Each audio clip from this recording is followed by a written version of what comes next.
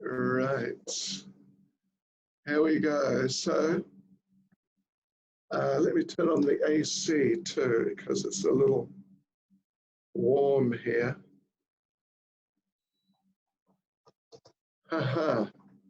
So, Shrimad Bhagavatam, first canto, chapter 11, verse 37, coming up right now. 37. Okay, so please repeat after me, everyone. We want to hear you. Om Namo Bhagavate Vasudevaya. Om Namo Bhagavate Vasudevaya.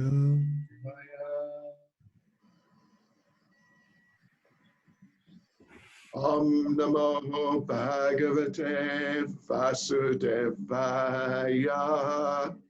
Om Namo Bhagavate Vasudevaya.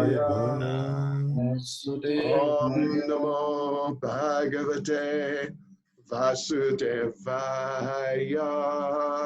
Om Namo Bhagavate Vasudevaya.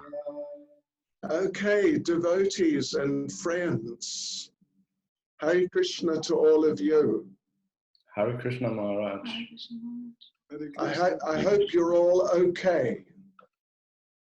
Yes, we're okay. Life in Germany is going on okay? Yes. Sort of. Okay, let's read. Shall we do the verse responsively, or shall I just read the verse? Usually we just ask the speaker to read the verse. Okay. Okay, so verse 37, just a sec, 37. Tamaya manyate loko hyasangam api sanginam atmopamyena manujam vyaprinvanam yato buddha. Translation. And everyone understands English okay, is it? Or should I speak in German? Yes, English is okay. English is okay. Okay, excuse me. So translation. The common materialistic conditioned souls speculate that the Lord is one of them. Out of their ignorance, they think that the Lord is affected by matter, although he is unattached. Okay, and here's the purport by Srila Prabhupada. The word abuddha is significant here. Due to ignorance only, the foolish, mundane wranglers misunderstand the Supreme Lord and spread their foolish imaginations amongst innocent persons by propaganda. The Supreme Lord, Sri Krishna, is the original primeval personality of Godhead. And when he was personally present before the eyes of everyone, he displayed full-fledged divine potency in every field of activities. As we've already explained in the first verse of Shrimad Bhagavatam, he is completely independent to act however he likes. But all his actions are full of bliss, knowledge, and eternity. Only the foolish wranglers, only the foolish mundaners misunderstand him, unaware of his eternal form of knowledge and bliss, which is confirmed in the Bhagavad Gita and Upanishads. His different potencies work in a perfect plan of natural sequence, and doing everything by the agency of his different potencies, he remains eternally the supreme independent. When he descends on the material world by his causeless mercy to different living beings, he does so by his own potency. He is not subject to any condition of the material modes of nature, and he descends as he is originally. The mental speculators misunderstand him as the Supreme Person, and they consider his impersonal features as inexplicable Brahman to be all. Such a conception is also the product of conditioned life, because they cannot go beyond their personal capacity. Therefore, one who considers the Lord on the level of one's limited potency is only a common man. Such a man cannot be convinced that the personality of Godhead is always unaffected by the modes of material nature. He cannot understand that the sun is always unaffected by infectious matter. The mental speculators compare everything from the standpoint of experimental knowledge of their own selves. Thus, when the Lord is found to act like an ordinary person in matrimonial bondage, they consider him to be like one of them, without considering that the Lord can at once marry 16,000 wives or more. Due to a poor fund of knowledge, they accept one side of the picture while disbelieving the other. This means that due to ignorance only, they always think of Lord Krishna as like themselves and make their own conclusions, which are absurd and unauthentic from the version of the Shrimad Bhagavatam. Hare Krishna. Can you hear me okay out there in Germany? Yes, perfect. Haribol, Haribol. Let me just read the verse again. Tam ayam manyate loko hyasangam api sanginam atmopam yena manujam vyaprinvanam yato buddha. The common materialistic conditioned souls speculate that the Lord is one of them. Out of their ignorance, they think that the Lord is affected by matter, although he is unattached. Namah Vishnu Padaya Krishna Prestaya Bhutale Shri Bhaktivendanta Swami Namane Namaste Saraswati Deve Gauravani Pracharne Nirvishesha Shunyavadi Paschatya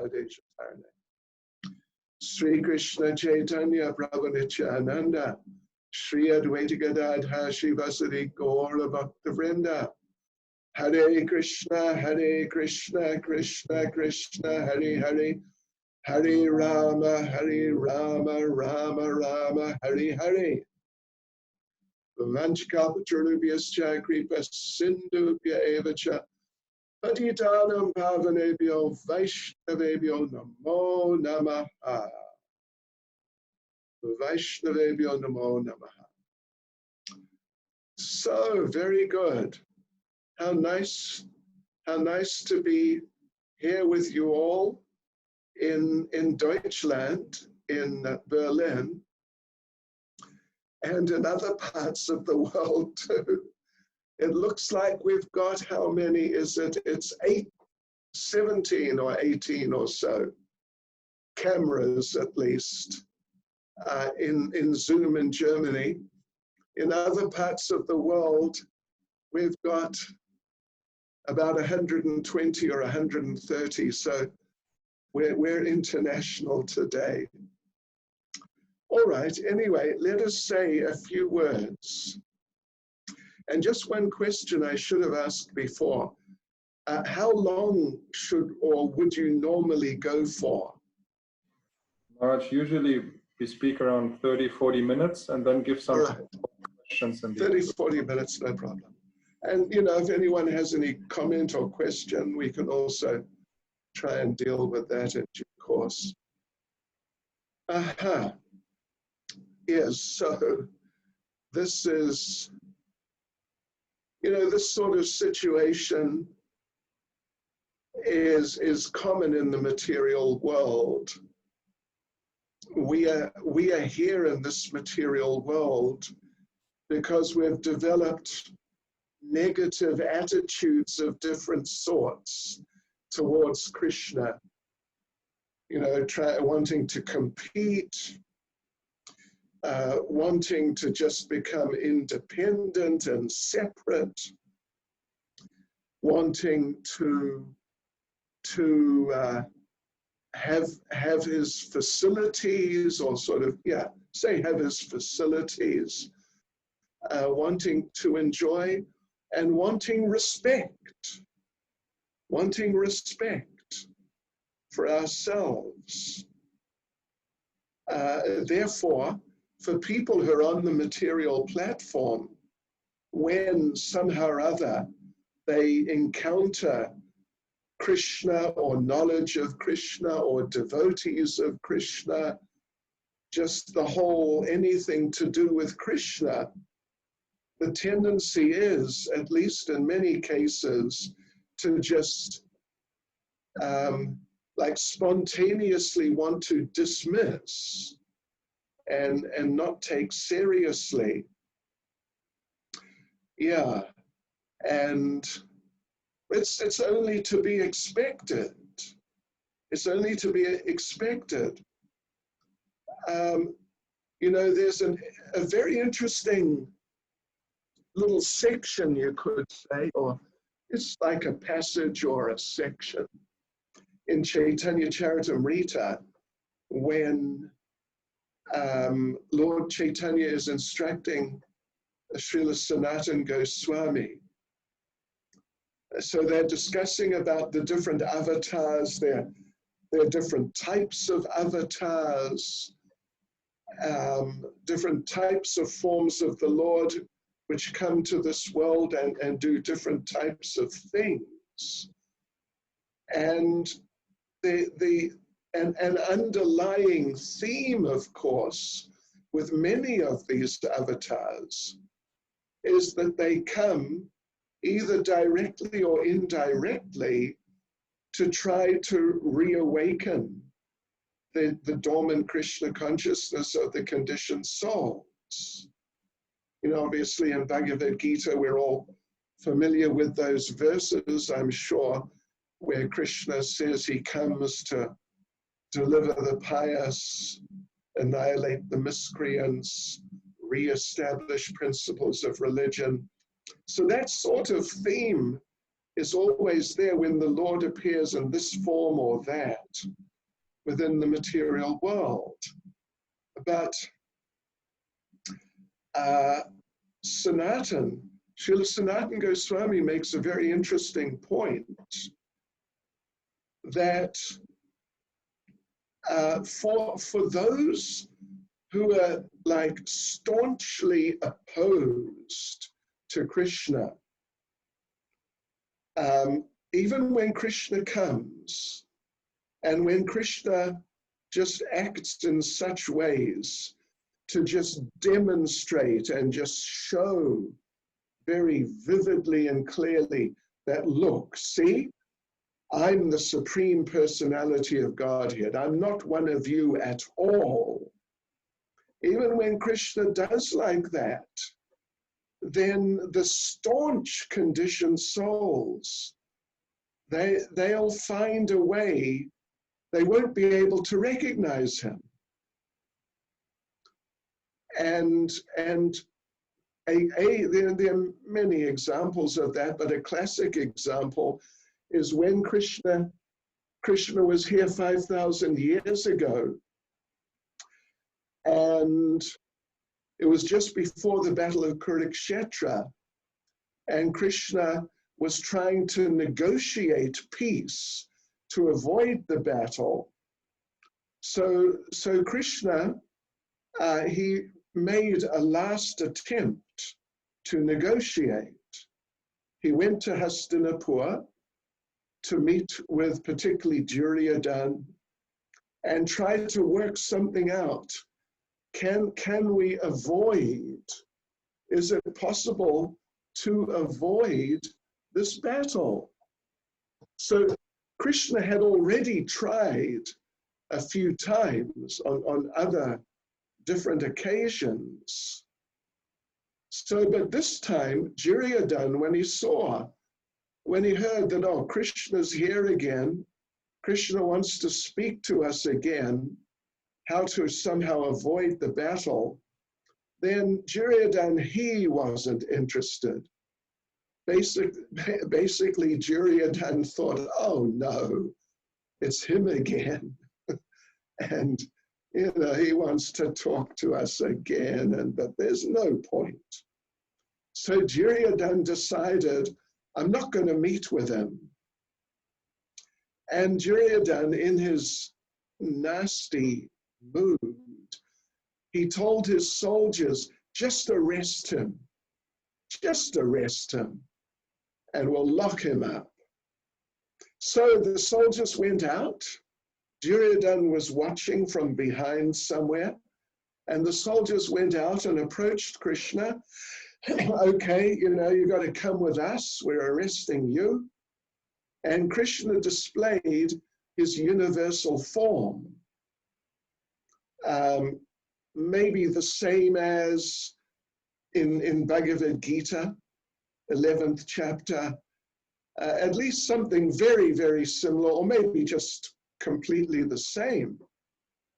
So he displayed his universal form in front of these soldiers, and they were just completely astonished and overwhelmed. It was too much. We all remember Arjuna's reaction there in the 11th chapter of Bhagavad Gita. It was just too much. So for these soldiers, it was just too much, and they ran. And they ran back to Duryodhana, who's just not far away, and who was observing everything.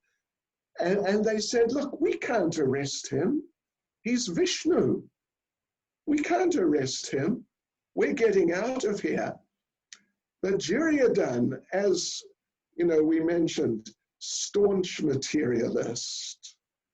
There are different levels of materialists.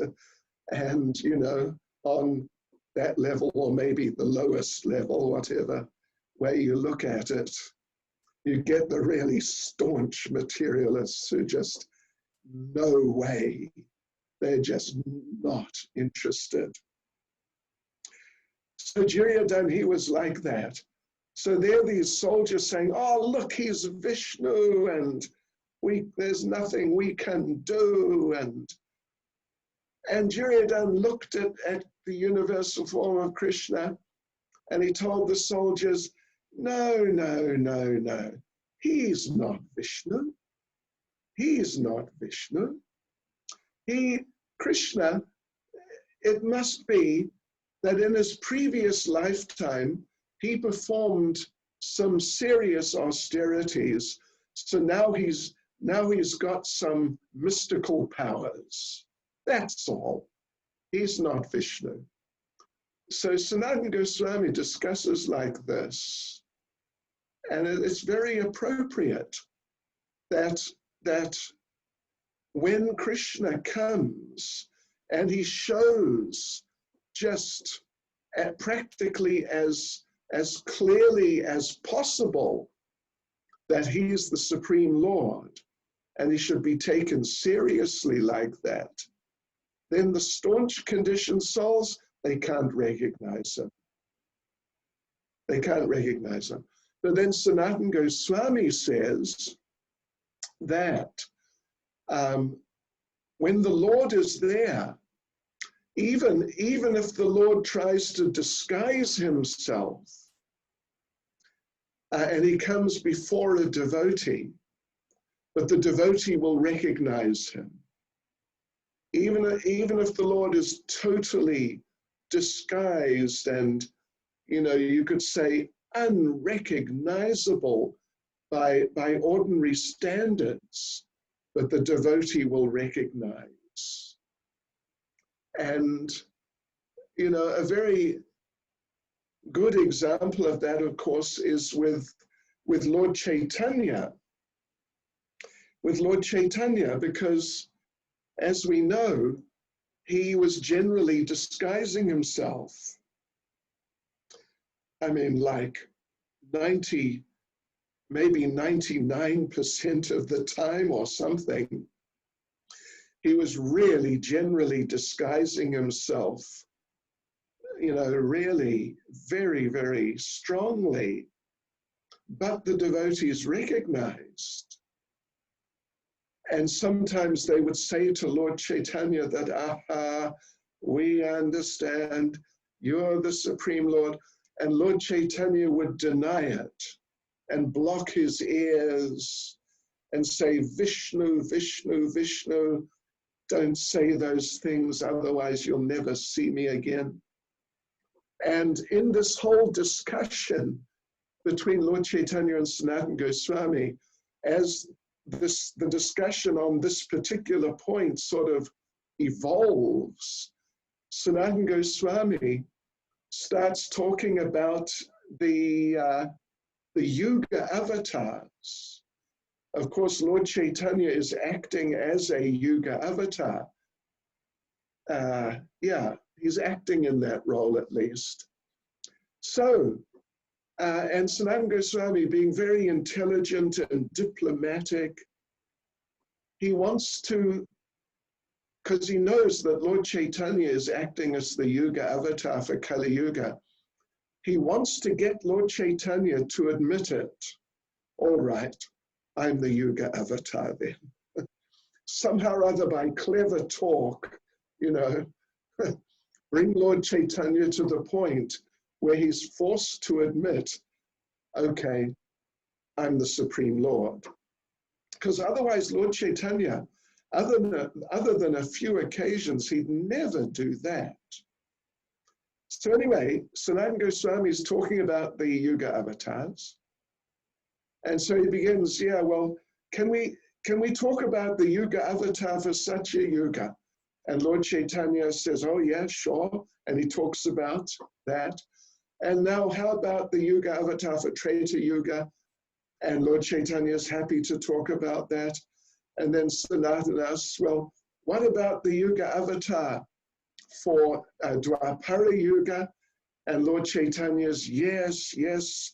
And he talks about the Yuga avatar for Dwapara Yuga. And then Sanatana Goswami, being very intelligent and very sort of strategic about it, he asks Lord Chaitanya, well, what about Kali Yuga?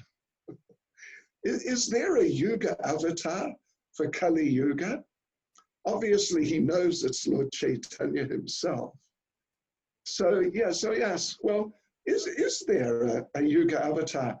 And Lord Chaitanya, he's really inspired and he's excited talking about the Yuga avatars. So he says, yes, yes, there's a Yuga avatar for Kali Yuga.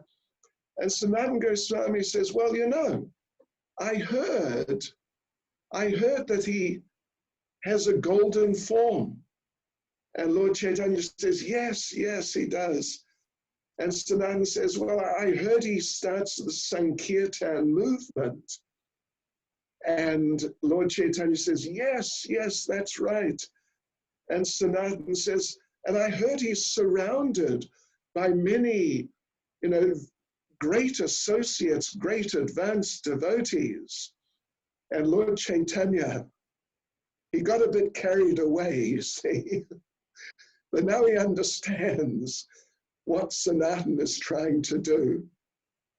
So at that point, Lord Chaitanya responds. He says, enough of your clever questions, Sanatana. Let me tell you about the Shakti-Vaish avatars. So in other words, he avoids. He avoids going further into the subject because he doesn't want to admit. But anyway, that's the point there, that the Lord, even if he makes it like totally obvious he's the Supreme Lord, but the non-devotees won't get it.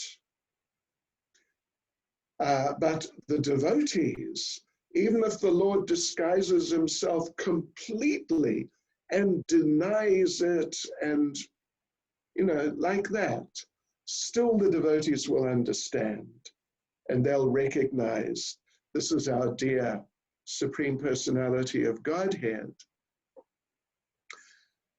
So anyway, this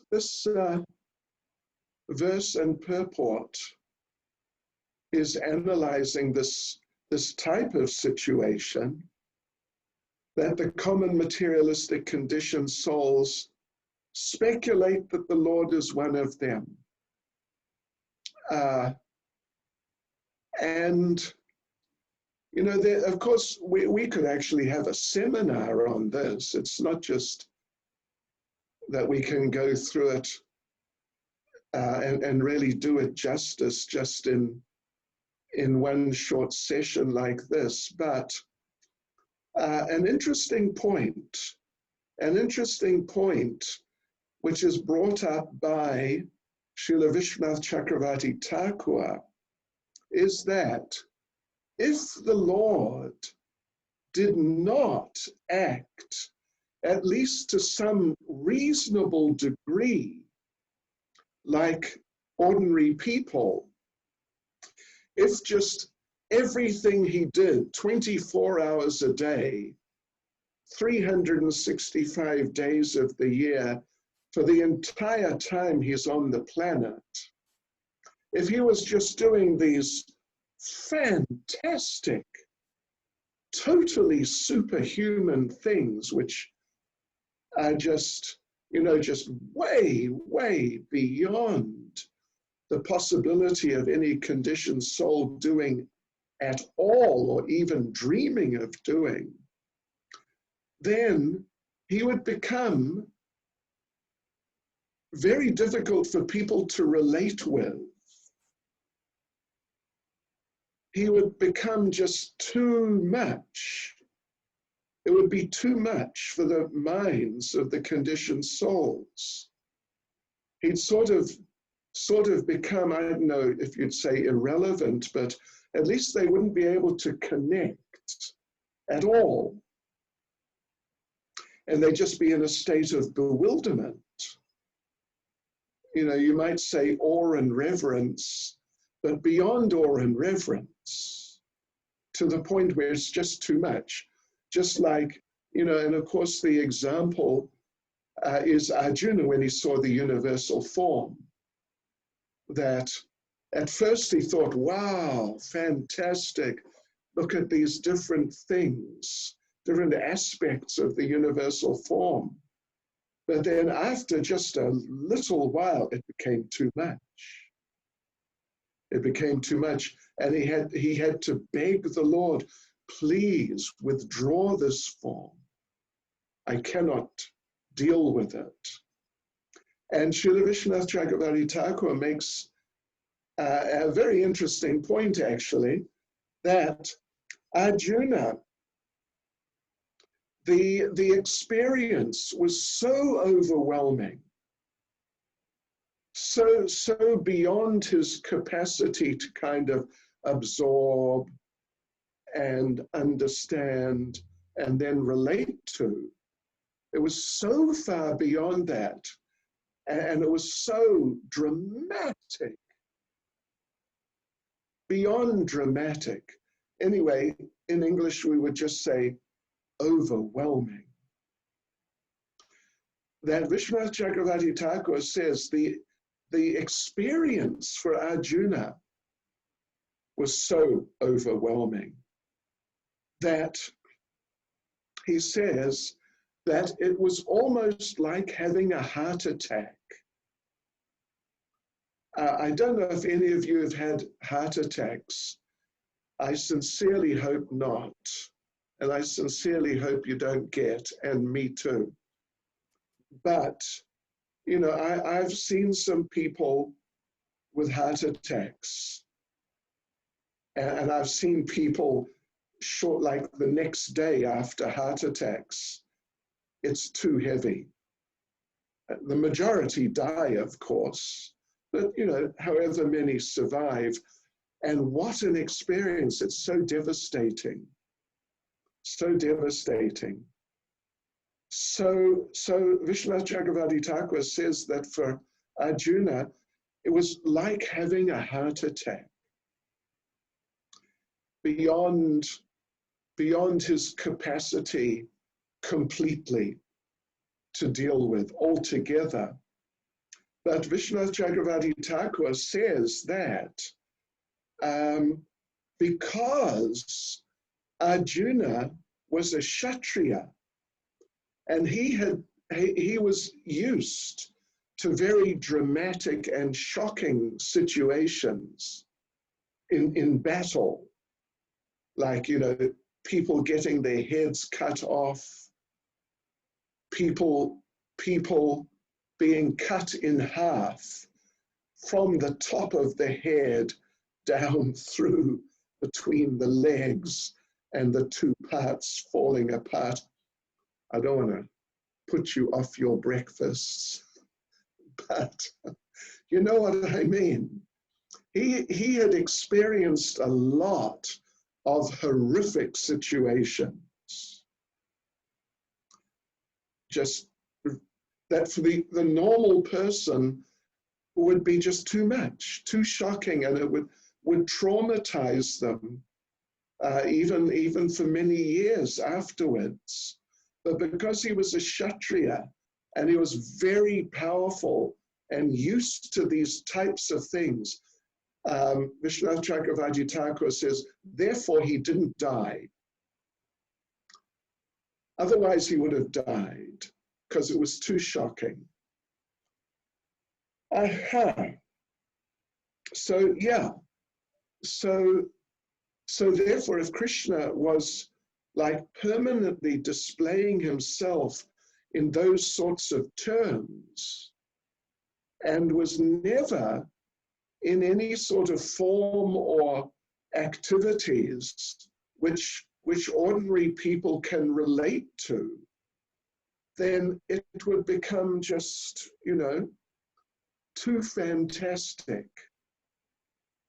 And therefore Krishna, when he comes, oftentimes he acts more or less like us. Of course, it's always very special, but still, at least it's recognizable from our perspective, like he accepts a mother and a father. He has no mother or father at all, but he accepts. And he has childish pastimes, and everyone's familiar with childish pastimes. Of course, his are very special, but still they are childhood pastimes, and so on. He has conjugal pastimes. He has friendly pastimes and relationships. And therefore we can relate, people can relate. But then again, they're not simply like our versions of childish, parental, friendly, or conjugal pastimes. They are very special, although they're still in a certain sense within those categories.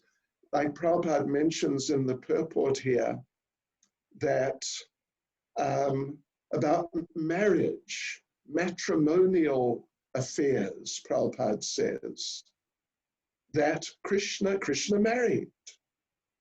So many people, I mean, the vast majority marry, or even if they don't actually marry officially, the vast majority of adults, they eventually end up in some sort of conjugal type of relationship. And Krishna does too. But when Krishna does it, he does it in very special ways. And his friendships, and being a child, all these things he does in very special ways, but ways which, at least to someone who is a little open-minded and a little open-hearted, and is not just, anti-Krishna, but some person who's a little positive, a little open, when they see Krishna doing the same types of things that we do, but in his special ways, they'll become attracted. And they won't just think like Duryodhana, oh, what is this? But they'll actually become attracted that, wow, look at this. This is really quite something. And this is why Krishna comes. At least it's one of the main reasons he comes to attract the conditioned souls by his pastimes, by the qualities that he exhibits in his pastimes. But the problem with that, of course, as the verse itself here is explaining, the problem is that then so many of them think that he is actually one of us. And maybe they think that the different special parts of those pastimes, they're just some, what would you say, exaggeration. That he was really nice. Krishna was really nice, but he wasn't quite that nice. It's just some devotee got, carried away and, exaggerated. But of course, that's not the case. That's not the case at all. But Krishna doesn't want to become irrelevant or just beyond the capacity of the conditioned souls, because he wants them to come back to him. Even, I don't know how much time we have. I don't want to keep you from your breakfast if you haven't had it, or from whatever else you want to do. But there's a very interesting discussion. It's in Bhakti Rasamrita Sindhu. It's in the second part, where Krishna's qualities are discussed. And there, Srila Rupa Goswami, he makes the point that the Lord, when he's here and he's doing his pastimes, and at least in certain regards, he's doing things, to some degree, like the conditioned soul, so at least it's sort of recognizable to some degree. Sometimes Krishna displays certain features of character which are normally faults. They're normally faults. But when he displays them, they're not faults. They're actually very wonderful qualities. And in doing that, he quotes, let me just see, where is it from? Oh, okay. I thought it was in the Bhagavatam, but It's in a literature called the Vishnu Tantra, or the Vaishnav Tantra. The Vaishnav Tantra. I'll just read them out, the English. There are 18 great faults. There are 18 great faults, means generally amongst the conditioned souls. Bewilderment, sleep, error, material attachment without prema, material lust, fickleness, means changing, unsteady, intoxication, envy, violence, exhaustion, toil, working hard, lying, anger, hankering, worry, absorption in worldly affairs, prejudice, and dependency on others. These are 18 sort of like, well, they're said to be the Mahadosha. Dosha means fault. Kalir dosha nide rajan. That's the Bhagavatam. That Shukadeva Goswami says that this Kali Yuga is an ocean of dosha, of faults. So Mahadosha, great faults, which are just very typical amongst the conditioned souls. Well, actually, in Jiva Goswami's commentary on these, there's two verses actually, which are quoted from the Vaishnav Tantra. In Jiva Goswami's commentary, he points out, he gives examples of how Krishna exhibits these faults. But when he does, they're really nice.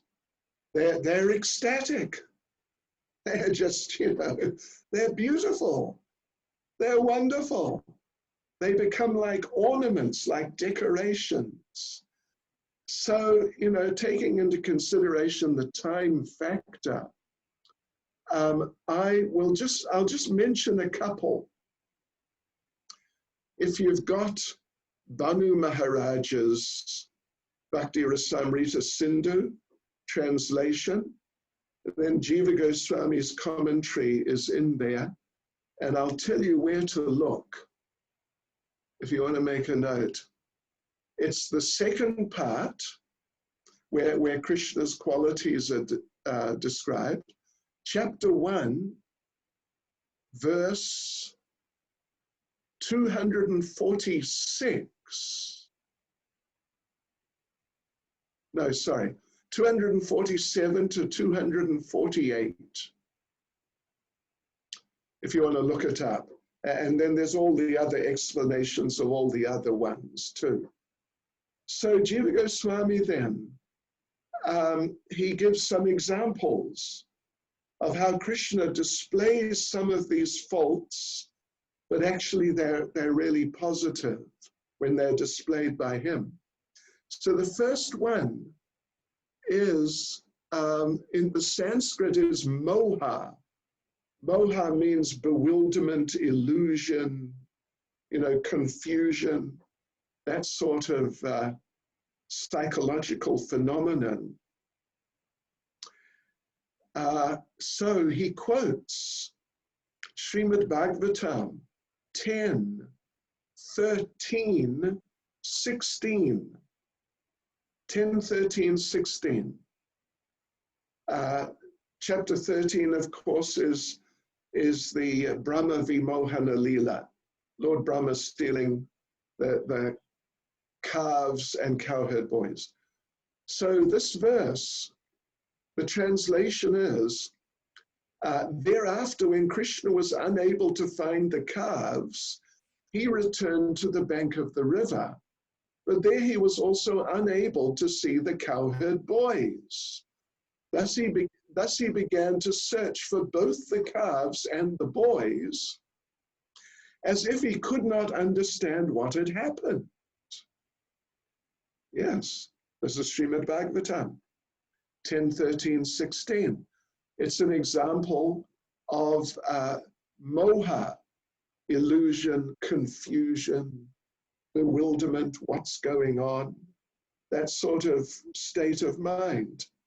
But now in the case of Krishna, it's glorious. It's glorious. Why is it glorious? It's glorious because it shows us how Krishna, how he loves his devotees. That when he couldn't find his devotees, it was a whole emotional experience for him. And in the course of that, he became apparently confused. What has happened? What is going on? Yeah. So that's an example of Krishna displaying in a transcendental way bewilderment, moha, confusion. But instead of it being a fault, it's actually a wonderful quality, very beautiful quality, how he loves his devotees. Yeah, okay. Here's another one. The next one is sleep. Sleep. Yeah, eating, sleeping, mating and defending, the classic problems of conditioned life, or, situations at least of material life. So now he quotes, let's see, 10th Shrimad Bhagavatam, 10th canto, chapter 15, verse 16. And let me just read the translation.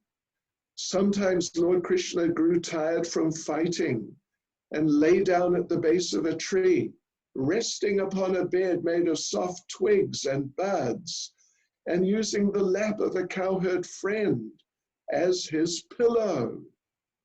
So Krishna sleeps.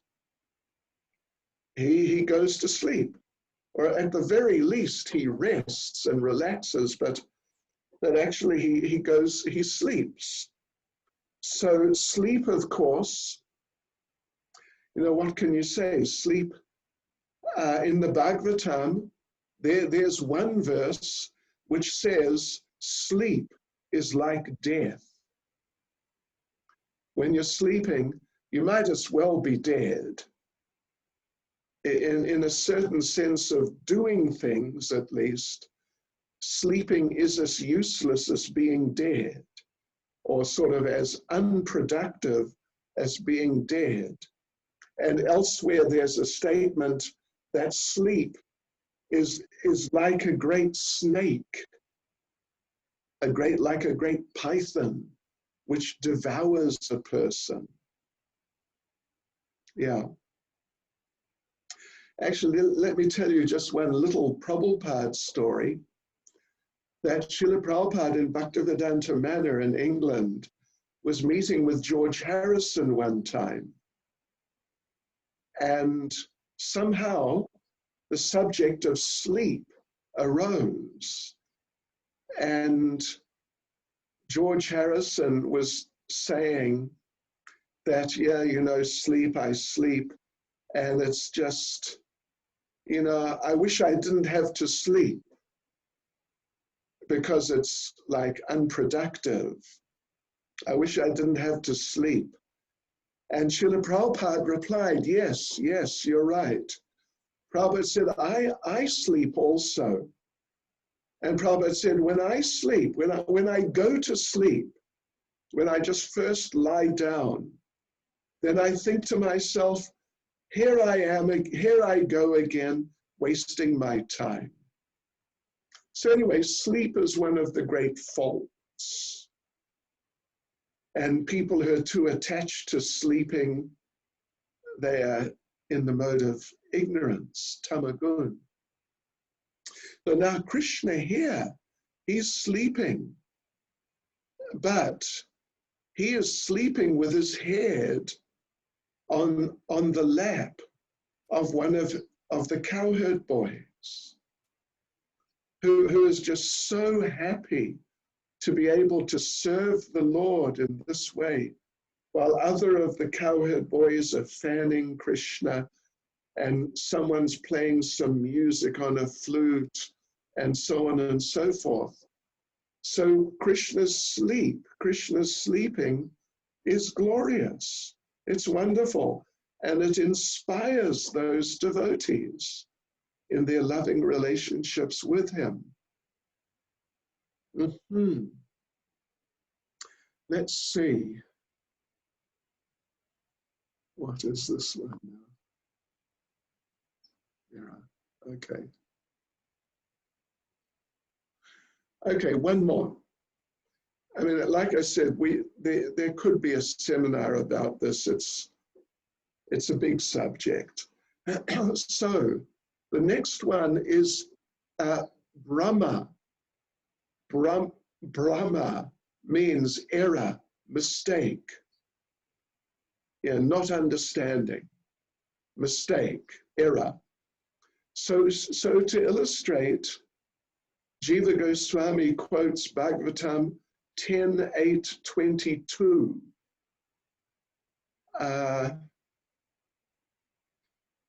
Okay, this is nice. Listen to this.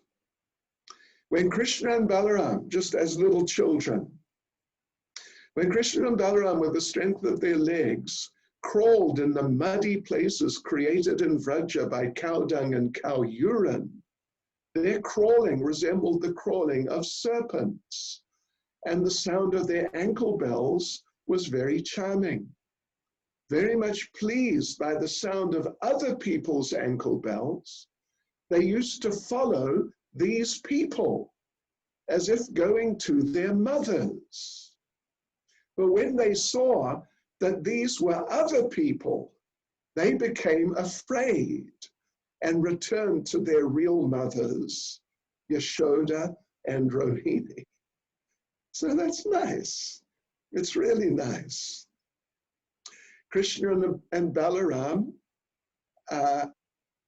under Yoga Maya, absorbed in the details and all the different elements of the pastimes, they would make mistakes and think that someone else was their mother or father and follow that person.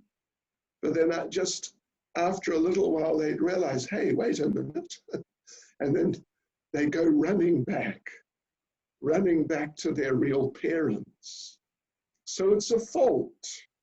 Making mistakes is a fault. But when Krishna does it, it's glorious. But when the conditioned souls hear about this, oh, particularly the staunch non-devotees, when they hear about these things, it's a different story. It's just a different story. Then they deny Krishna, they reject Krishna. They've got so many sort of creative ideas why Krishna is not special and why Krishna is ordinary. And therefore they stay in the material world indefinitely. Yeah. Well, yeah. So let me just close by mentioning one point. Like we were reading there, those few verses from the Bhagavatam, and they're all about Krishna's childhood pastimes. And just to bring out the point a little further, let me mention that Prabhupada said once that if you have Krishna as your son, he's the best son. There's no one like him. There's really no one like him. So Prabhupada said, when Krishna was a child, he would be naughty sometimes. Sometimes he'd be mischievous. Yeah. Sometimes he would be bad. You know, people might say. So Prabhupada said, when Krishna was a child, when Krishna was good, he was good. And when Krishna was bad, he was good. When Krishna was good, he was good, of course. And when Krishna was bad, he was also good. That's Krishna. So, but really one has to be a devotee. Or if not a devotee, but actually a devotee. But if not a devotee, at least someone who is not anti-Krishna, someone who's got a little open mind and open heart, and then Krishna can enter their mind and enter their heart. And then they can become devotees by appreciating that when he acts sort of like an ordinary child, but actually he's very special. He's very special. And therefore we take him very seriously as a very special person. So devotees, Hare Krishna. Danke schön. Danke schön. I don't know what to do. What to do, Prabhuji? Maharaj, we would like to now give the devotees a chance to ask some questions. And in the chat, one devotee asked, I don't know if you can see the chat, otherwise I can read the questions to you as well. How many questions you got? 2 so far. Okay. You know, I've got a lot to do today. Oh, I've got so much to do. Let me try to answer these 2 questions. Okay. Is that okay? Of course. And then, you know, maybe some other time, a little bit in the future, if the, you know, if the lockdown goes on for forever, we can do some more. Okay, go ahead. So maybe Yuri, you would like to read your question to Maharaj? Yuri. Hare Krishna Maharaj. Oh, Yuri. Hare Krishna. You call some faults, and one of these faults was dependence on the others. But we are always depending on somebody. Why is it fault? Well, you know, in general, to become dependent on others is considered a fault because you lose your independence and you tend to become controlled by those who you're dependent on. Well, what is that? Oh, is it yours? What's that? Yeah, you know, I just read something yesterday, would you believe, on CNN. CNN, so it must be right. That's a joke, by the way. That in Italy right now, like today, in southern Italy, in Sicily, and other places in the south of Italy, which are apparently, they are much poorer than other parts like the North Milan and so on, which are more industrialized and all that. So the people, because of this virus situation and the government action and not being able to work and running out of money and food, and, you know, for many people, it's really difficult, particularly poor people. And apparently in South Italy, they tend to be poorer. So, and the government, you know, they can't get it together sufficiently to look after those people yet. They're thinking about it and talking about it, but they haven't done anything. So the story said that what is happening is the mafia has come in. And the mafia now is giving people food packages and, you know, whatever else. Yeah, it's, if you look there, I mean, if you look it up in Google, you'll probably find it. And they're giving them things free of charge, particularly food. They're coming to your door. The mafia is coming with a package and giving it to you. And so the article in this news service was saying that the government, the police, they're really worried about this. They're really upset because they have so much experience with the mafia that, you know, when the mafia, you know, they build a bit of a relationship with you and they give you things, and therefore you become a little dependent on them.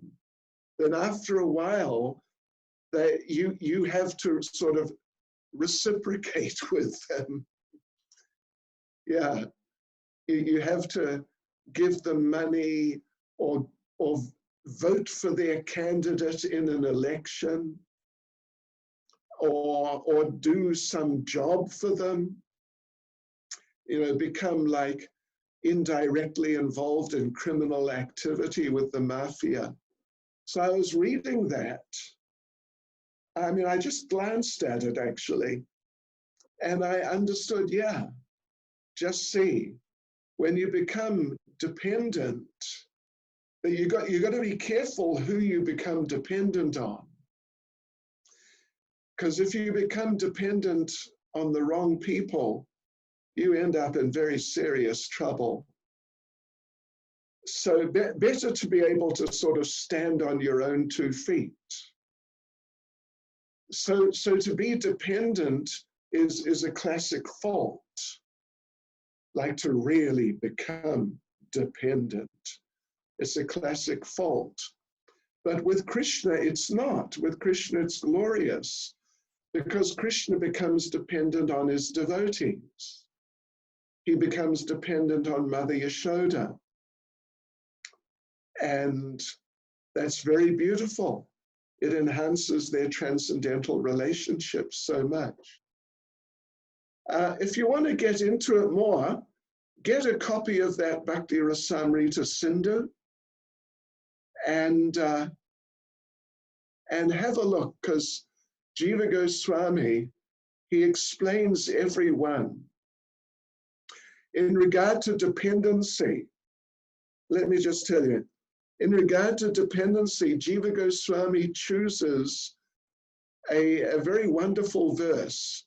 It's Bhagavatam 9.4.63. 9.4.63. This is the Lord speaking to Devasa Muni in the whole pastime of Devasa offending Maharaj Ambarish. And the Lord says, I'm completely under the control of my devotees. Indeed, I am not at all independent. Oops, I just did the wrong thing. I pressed the wrong button. Oh dear. Yeah, sorry. I'm completely under the control of my devotees. Indeed, I'm not at all independent. Because my devotees are completely devoid of material desires, I sit only within the course of their hearts. What to speak of my devotee, even those who are devotees of my devotee, are very dear to me. Anyway, those are some thoughts on that, Yuri. Think about it. Thank you, Maharaj. There's one more, yeah?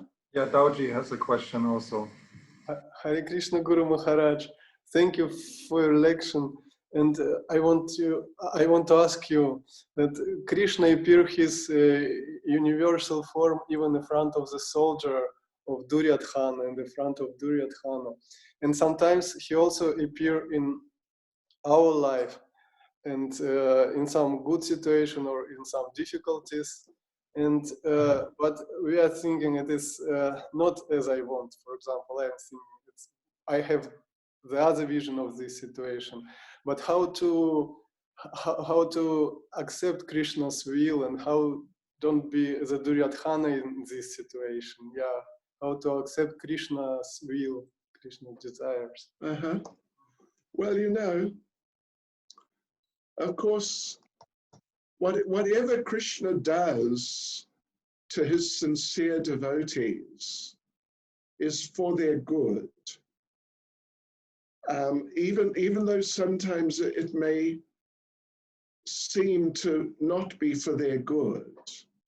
That's the first point in principle to understand.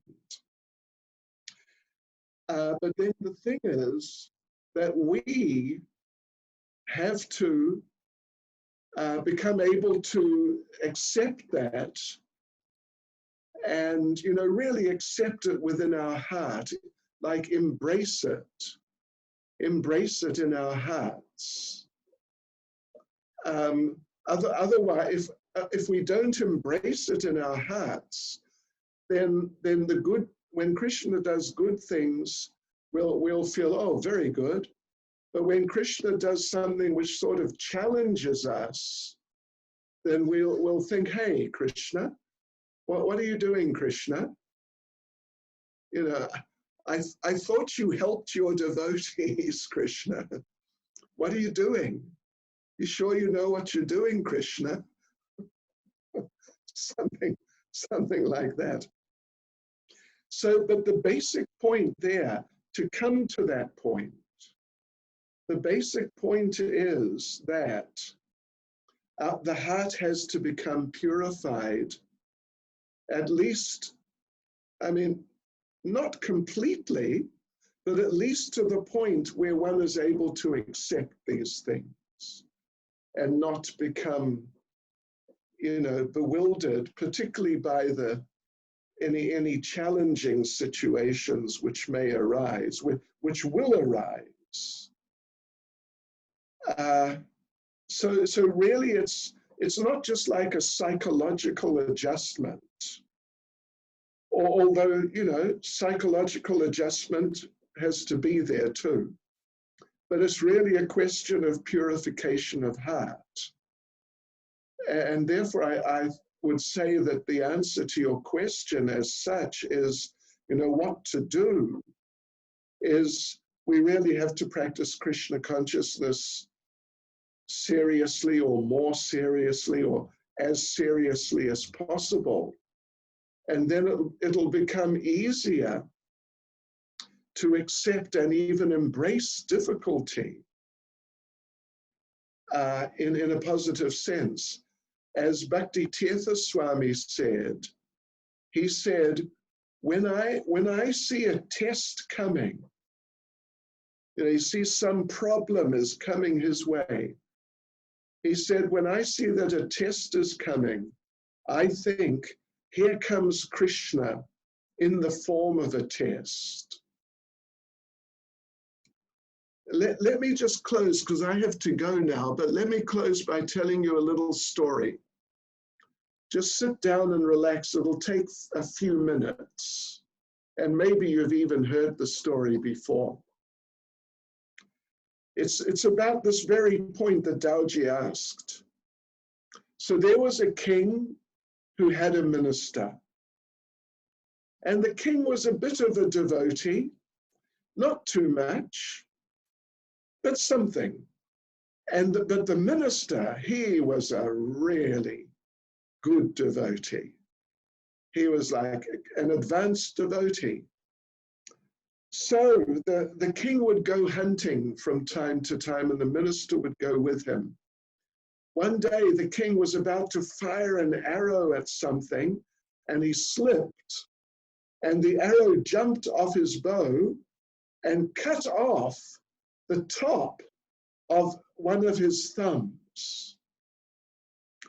And now he's looking at this, the king. And he said, look at this.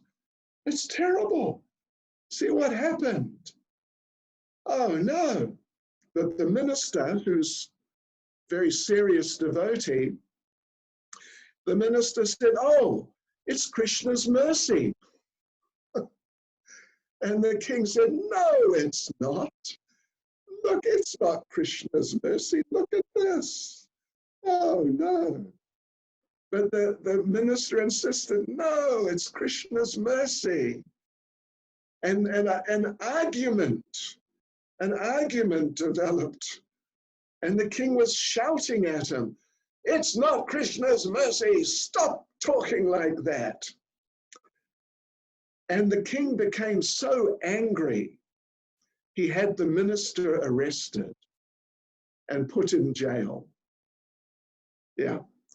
So anyway, after somehow little time, some days, the king's thumb is sort of, you know, this little part is missing, but it's not too bad now. But part of the thumb is missing at the top.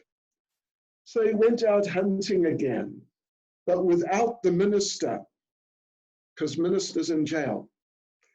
As it happened, he got lost in the forest, in the jungle, and he got arrested by some like aboriginals, forest dweller, sort of kind of wild people.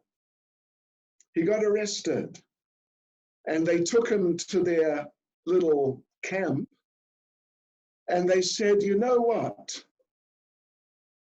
We are going to offer you as a human sacrifice to Mother Kali. It's your lucky day. You are going to become Kali Prasad. So the king, of course, he is just in shock. What's going on here? So, okay, so now they're preparing for the Kali Yagya. And the chief priest has to inspect the body of the king to make sure that the body of the king is in good condition, because you don't want to offer something which is not in good condition to Kali. It would be Kali Aparad. So the priest is inspecting the body of the king, looking at the body, and then he finds the thumb. And he says to the chief of the people, look at this. Look at this. His body is not whole. We cannot offer him to Kali. His body is damaged. Something is missing. We cannot offer him to Kali. It would be big Kali Aparad. So they let the king go. And the king, wow, he was in ecstasy. And then he went back. He somehow found his way back, and he immediately released the minister. And he said, you know, you were right. It was Krishna's mercy that my thumb got damaged. It was Krishna's mercy. Otherwise, I'd be dead right now. And I'm so sorry. You know, I'm so sorry I offended you and locked you up and all of this. Please forgive me that I locked you in the jail. It was wrong. But you know what the minister said? The minister said, no, no, no. It was Krishna's mercy that you locked me in jail. And the king said, no, it wasn't Krishna's mercy. It was my offense. I'm so sorry. And the minister said, no, it was Krishna's mercy. And I'll explain why, the minister said. The minister said that if I was not in jail, I would have been out there in the forest with you, and I would have been arrested with you. And they wouldn't offer you as a human sacrifice to Kali because your body is not whole, but my body is whole. They would have offered me as a human sacrifice. So therefore, it's definitely Krishna's mercy that I was locked up in jail. You get the idea? Yes. Parimacha. Thank you, Guru Maharaj. Thank you for your answer. It was very Okay. All right, devotees, thank you for your association. Thank you, Maharaj. We are very, very grateful that you took the time to be with us. Okay, so, maybe at some later point, a bit later point, we can do it again. Let's see how it goes. It would be wonderful. Okay. nice. Hare Krishna. Hare Krishna. Hare Krishna. 1 minute. I am a minute. What's your daughter's name? Malini Daya. Malini. Malini Daya. Okay. Hare Krishna Malini Daya. Haribol. Okay, thank you. All right, thank you all devotees. Haribol. Hare Krishna. Prabhupada Ki. Jai. Hare Haribol. Krishna. Hare Krishna.